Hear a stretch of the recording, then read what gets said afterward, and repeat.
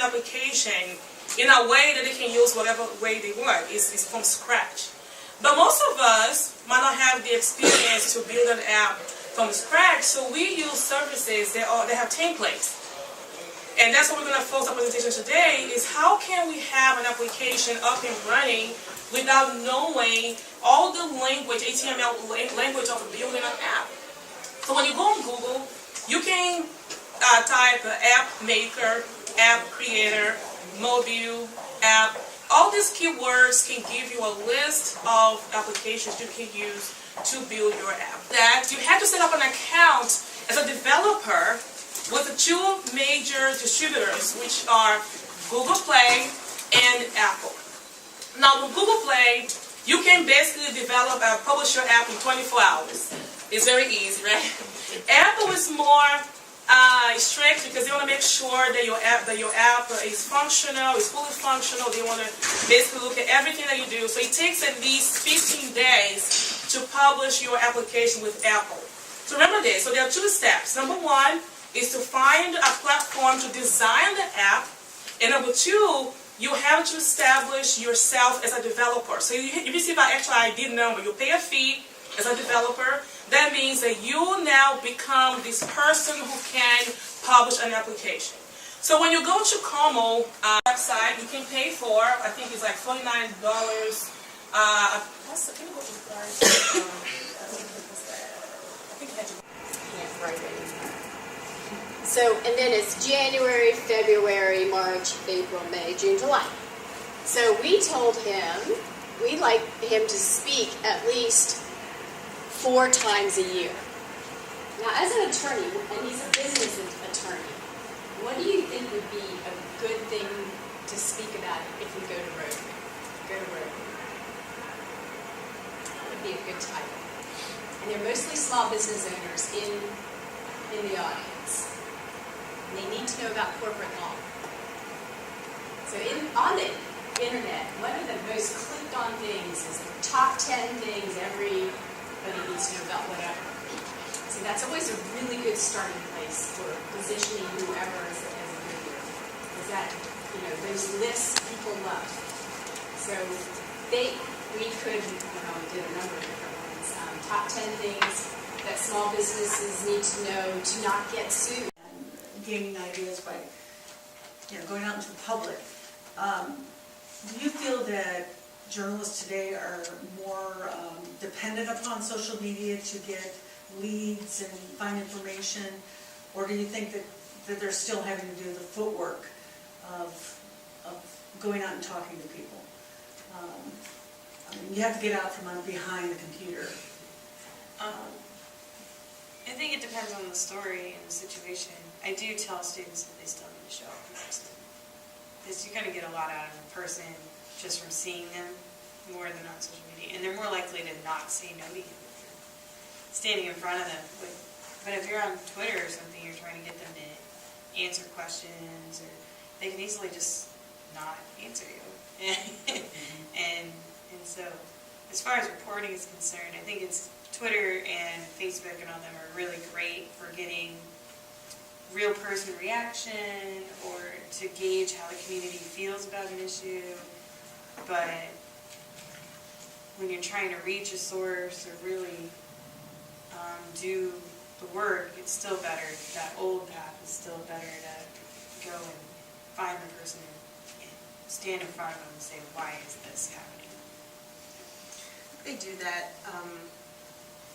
They use both, right? So they go on Facebook and find their profile and contact them and say, can we meet? Can we, or Twitter, and can we talk about this particular thing? And then they'll go in person and interview them, because you can't. There's no replacement for an in-person interview, right? So even with your friends, you could be the best of friends and you tweet all day long, but there's nothing like sitting down for a cup of coffee and having a conversation.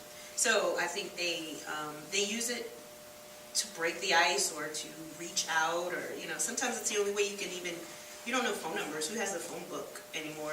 So you can more quickly grab someone's social media profile and reach them than you can, looking up their phone number.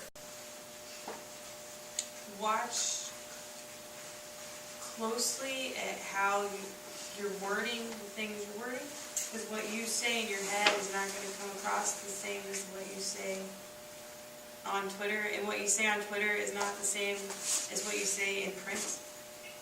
And I know that sounds really weird, but the demographics for a print publication is this older group, and demographics for Twitter is not, and they don't perceive words the same way. Is And it like conversational more than? yeah, you Yes. gotta be a little bit more conversational, and don't be afraid to use vernacular. First thing I would say is kind of echoing what you're saying, but accuracy, right? So we live in an age where if you see something quickly, you tweet it, you do whatever, and if it's wrong, they'll remember that forever, you know? So do your best to, and I mean, that includes not only getting your facts right as much as you can, getting your spelling right, you know, because whether if you have your name journalist on that title, it doesn't matter if you were writing 5 stories and your child was crying and your house was on fire. If you spelled a word wrong, it's over, and everyone on your feed is going to tell you. So being very accurate and being very careful with your reporting. And then 2, social media, you have to be consistent, right? So people just got to know you're there. You got to tweet. You have to, even if it's not the most breaking news, you have to just be out there, and that's how people are going to start following you, if you're consistently just there. What is going to save the world in the case of football. You look at those things, and it's that battle. Should I engage? Should I not engage? Should I back off? What should I do? And obviously, because it's your hero, that's the moment where they're going to make up their mind to actually do what they need to do to become a hero. So that debate part is very key. Then you have the break into 2. And this is break into Act 2. And this is kind of where your journey begins. But as you go into Act 2. And then you go into your B story. And this is what Joshua was talking about. It goes into your B stories. And you can have B, C, D stories depending on how in depth you've actually written this.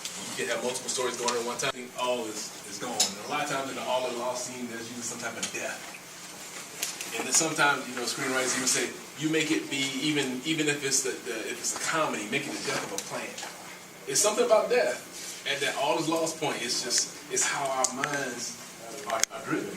And it's funny because they really have obviously studied this as an art form and studied it in dealing with the psychic of individuals. And that's why I love the way Blake Snyder approaches it, because he approaches it from, okay, I'm dealing with the psychic of my audience members. And you build it from there. Then you go into the dark of the dark of the soul. The main character hits bottom. She's at the point, or he's at the point where, okay, can I return from this? Can I get back up? And then, of course, you break into Act 3, which is it goes into the actual final act. And that's where the idea comes up, the inspiration pops up, and they actually get back on track and they save the day. You get to your finale, whatever your finale is, whether it's like in Thor when he defeats the enemy, and then you go into your final image. And those are the beats that you want to have in your film.